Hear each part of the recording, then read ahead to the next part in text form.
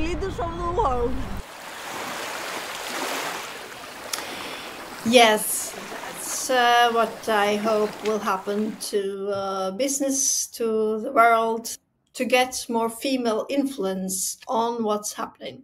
Right now, I'm going to invite some guests into here.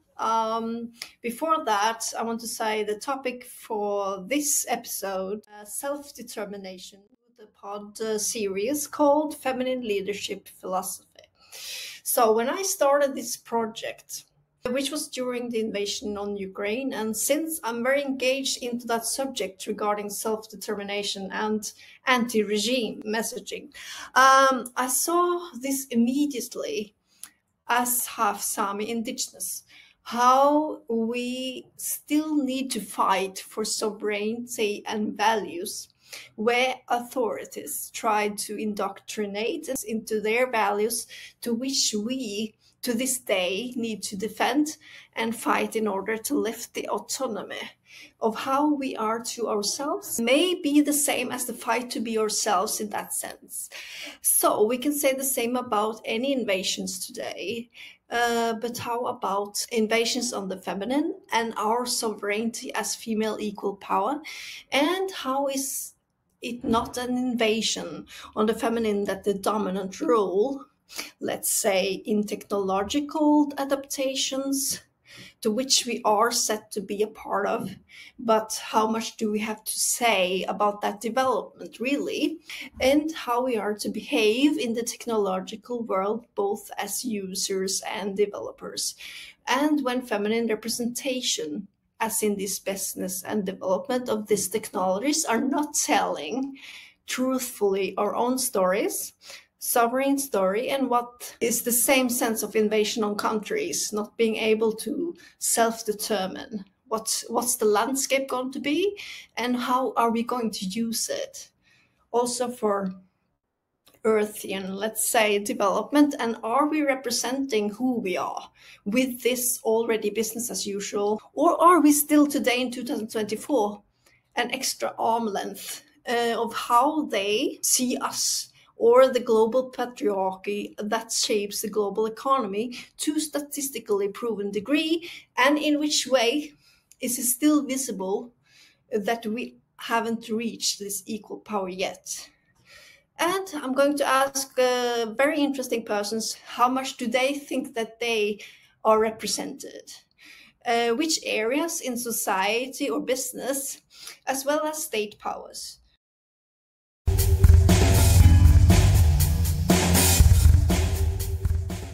What's your name and what are you doing? My name is Iro Micheli. Iro is the Greek name. Originally, I'm an architect. So this is my studies, my main studies.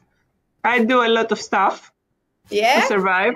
I have been a manager of, I started my career as a manager of our family company. Right. In construction. Oh, yeah. Yeah, hard. It's very male-dominated. It is. This is what I was thinking before when you sent me the topic. I was the female manager, so my father was the owner. Our co-workers were females, most of them, actually. Oh, that's cool. But they were mostly in administrative parts of the job, you know. Yeah. The males were out in the streets. All right. And the women were doing the dirty job, you know. We still have that, right? The division there. But that's like very traditional. I have a lot of friends. They own small businesses, small tourist businesses. And to tell you the truth is, it is female run there. So a lot of my female friends, they own and they manage their own companies, and they're doing really well there. Men are, they work in the sea. They are captains, you know, they work with ships and so. So they bring the money and the women stay behind. So it's a really matriarchic culture as well there. But but that's interesting. Very interesting, because, you know, I'm from Norway, just by the way. And Okay. you know, that country, we have a lot of coastline as well. And from the I know. you know, from the Viking age, it was the same thing. The women took care of the homes when the men were on the sea and making all the trade, and they came back with the money. And then the women had all the domination of the households, but also the more commercial buildings, like say, hospitality as well, right? Yeah. In that sense, in that time. And you know, it's like the same that is in the modern time. This has stayed like it is. We say a Greek word, ethimo, like culture. And most of the islands of the Greece, it's matriarchal culture there. Greece might be special with that because you have the mythology, right? Where I've read a lot about the female goddesses of Greece, you know, that took care of the islands for invaders kept coming, you know, and they were protecting, and they were having a lot of more responsibility against warfare. Yeah, they had to take care of the land as well, and you know, the production of the goodies there, because they didn't have supermarkets, so they had to take care of their own food. Right, but that's also a part of power, you know, self-sustainability, how to learn how to preserve land, and that gives you power. My father retired, and his company has closed within the crisis in 2012, where things were really bad for Greece. So the company has closed, and I carried with my own way. Yeah. Architecture, design, construction, and real estate. That's nice. So you developed this further, I can hear. So you feel now that you have your integrity and you did what you wanted with this, right? Completely, yeah. It's an inspiration, because I don't think it's like, do you think that's common, or do you think that's really what's happening around? Or no. No. So it is my hidden pain in Greece. Because my female friends and women I know, they tend to choose safety than autonomy and be independent of in any parts of their lives. So they choose even the marriage to be a little bit, not a little bit, actually completely dependent. Yeah, exactly. They choose dependent relationships, even not only in the workplace, which I understand, but even in their marriage. They choose to be a mom, and the man will do the other things. Oh, and makes me sad. It was sad to hear, because I thought, when I look at Greek women, I see a lot of independence, like you, for instance, doing your own business. When I look at hotel managers, a lot of them are women I've seen around. But when you talk about it like this, that's also a story I think is not so visible. Like, it's not something that we notice at first when we come to Greece, but when you say it, this is very cultural, right? So is this something for generations that never has changed? Like something that, you know... Definitely, you know, Greek culture is conservative, even if we want to show that it's not. But it's in the blood of the families. Like, the parents keep asking you up to when you're 30 or even 25. Okay, when are you going to be married? And when are you going to have children? So it's always, you know... So the traditional values are still very strong. And what I can hear is that the biggest ideal might be for a female to have a family, a good husband and children, to like maybe satisfy parents. Exactly. And then it has a little bit shifted from the past, let's say from my mom's generation, where more women were housewives. I can see it happening now as well with some of my friends, and it makes me really sad. So they were walking up to when they get married, and then suddenly they become a happy housewife with the children in the house. I don't have time to work. Okay. Well, I don't want to judge, but I think it's not good for our personal development and our psychology to be dependent. Think, well, if this is something that happens because you compare to others, you want to satisfy somebody, I agree, because that means that it doesn't come from you. It's like something expected. Like, for instance, from a parent, father or mother might be disappointed if you don't fulfill their goals, stuff like that. And that's come again from the old patriarchy that we're talking about, right? Yeah. It's like, given that women has some future that is already set up, it's already written that she has to do this and this and that to have a fulfilled and life. There are always the deadlines, the biological deadlines, you know, like, okay, over 40, your eggs are finishing. So let's say another female, what if she doesn't get pregnant, or what if she chooses another path? Then what happens? Is that accepted? It happens as well. So I see it more and more right now with my younger friends, let's say the millennial, not the millennial, the Gen Z guys. Right. And they are more fluid. They are shifting more to independence. Most of them, they tend to dependent working environments than to choose their own path. Okay, we can't ignore the crisis and the money situation in Greece. You know, the space to not to judge the women in this age, because it's really hard to make your own stuff here. Cooperation with someone, like you are in architecture, you also cooperate with construction, and you feel that safety is something that, what I have from experience, is something you also can create, and it's something you can get inspired by others who are already there. We need good prototypes, but you know, there is always the internet. You can look for examples.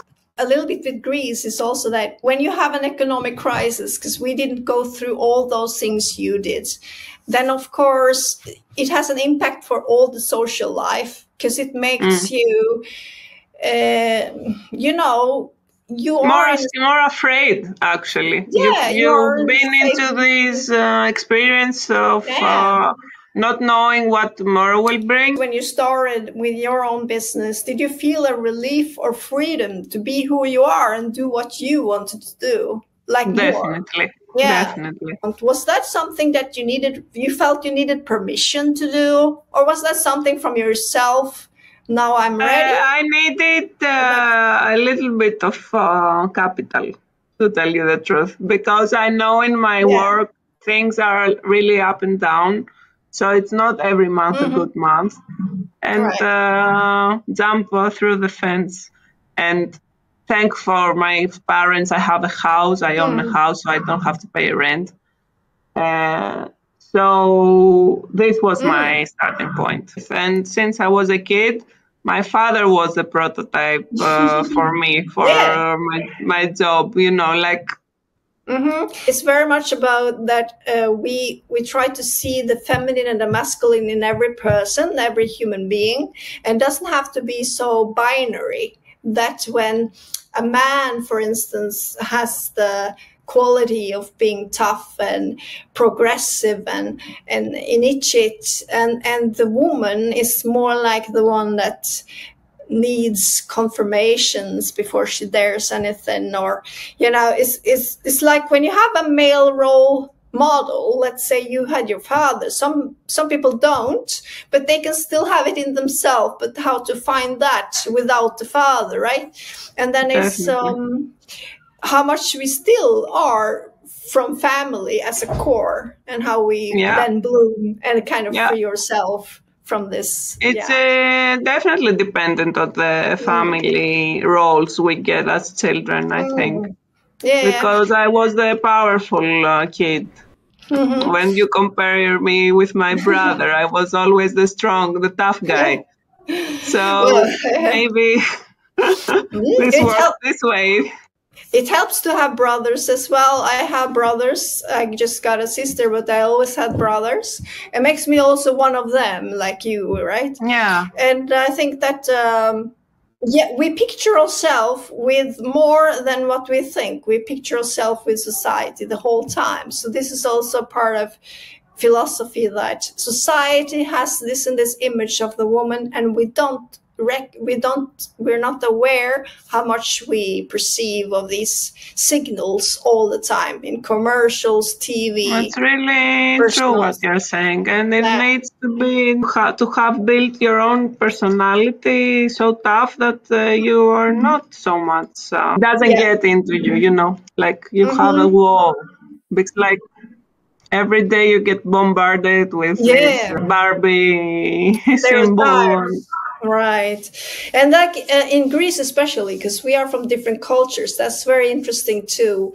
There are so many beauty shops in Greece. It must be the most in the world. It's all about nails and hair. That's true. Every corner has one. That's true. That's true. And it's sad in a way, because it's good to take care of yourself, but there are other isn't about that, because when I see all these beauty shops, and I cannot imagine that they actually can survive when there's so much competition, because there's so many. Therefore, I can tell you, it's crazy. It's the best business in Greece. If you open a nail shop, I mean, you will get rich. Yeah. Oh my gosh. But how is this obsession with beauty in Greece? It's a big issue. I mean, I've thought of it several times since I was younger. Yeah. The one part is, patriarchal. Like, the woman should be beautiful, and that's all. Attractive. You know, attractive. So she can get the man. It's so simple as that. Like, all right. A lot of Greek girls, they are nourished in a way, they're raised in a way with the prototype of get the good man, you know, get the money, be the gold digger. Right. So it's hard to say, but I can say it. You are honest. You just say what you got. I'm blunt. But I don't know if you cut it in the post-production. You can choose what you want to have in there, but I'm just saying that we have to be transparent about these issues to understand them. Because if we don't talk about it, society will always stay very superficial. We will always just buy what we're getting, what people are telling you, without thinking ourselves. And when I saw that, because I just thought Greek women, they just love to dress up, you know. These nail shops, for instance, I just love that women are running them, because they are the managers, you know. It's just that, how can they afford, and also how can they just be obsessed with that? First of all, it's not cheap, because it costs a lot. And then it's like, you always change how you look. Like, if I just need a haircut for 1 month, I might keep that haircut for half a year, because I'm just so happy because I just got a new haircut. But this is like every week, or I don't know how often. Yeah. So every week, 2 weeks or so. Is it that women, you feel in Greece, or they want to be younger? Is that the thing? Because that or is it that they're not satisfied with themselves? I think they are not satisfied with themselves. I think they are not getting enough validation from their work. Yeah. And their hobbies. And it's underdeveloped. Like, if you ask, like, say, a Greek woman, or even in my mom's generation, they don't have hobbies.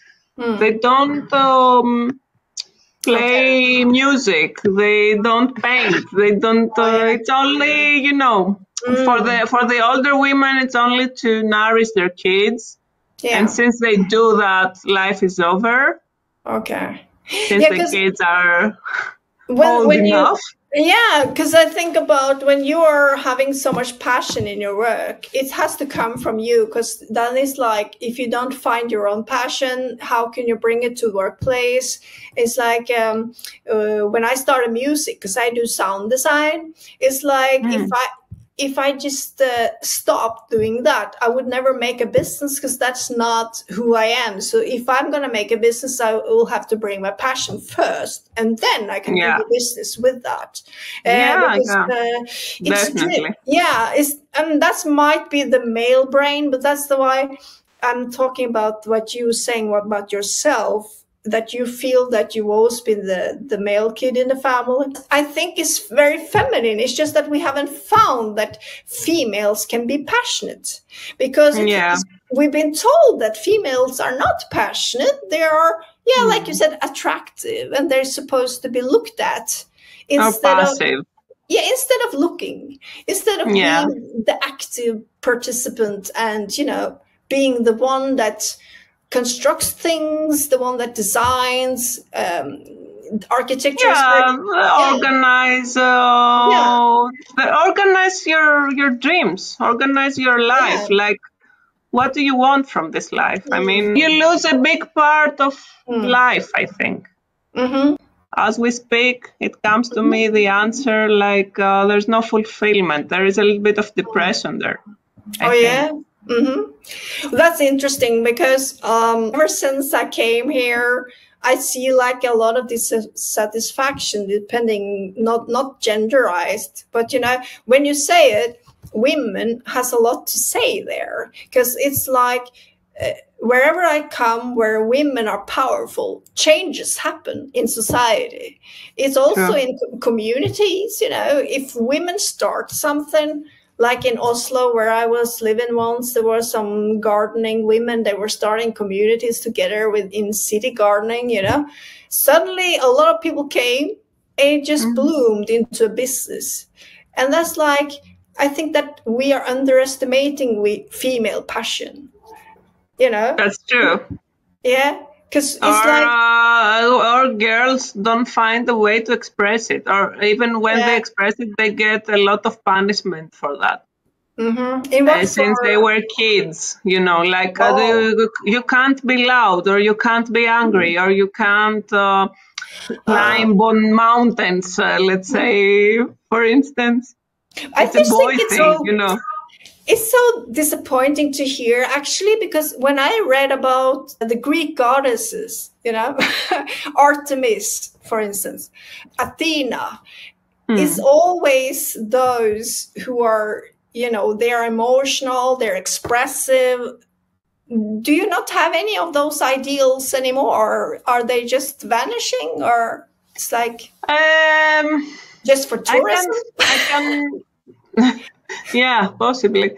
I can sense a flatness going on. Okay, in my generation, the things, I think they were a little bit better at this point, like when we were kids. It wasn't such a big thing, how you look and your icon. It wasn't such a big thing. I think now with the flourishing of Instagram and TikTok, and so the prototypes have changed badly. Like, it's too superficial. I can see young girls. As you had your father and you got there, but now that you are freeing yourself, you have that same position that he had, and you feel that women can do this. This is not something we have to limit ourselves. That's true.